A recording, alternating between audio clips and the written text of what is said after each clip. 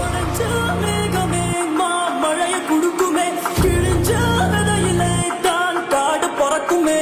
புதிய எதிரியே வா என்னை எதிர்க்கவே, பழைய எதிரிகள் உன் ரசிக படையிலே.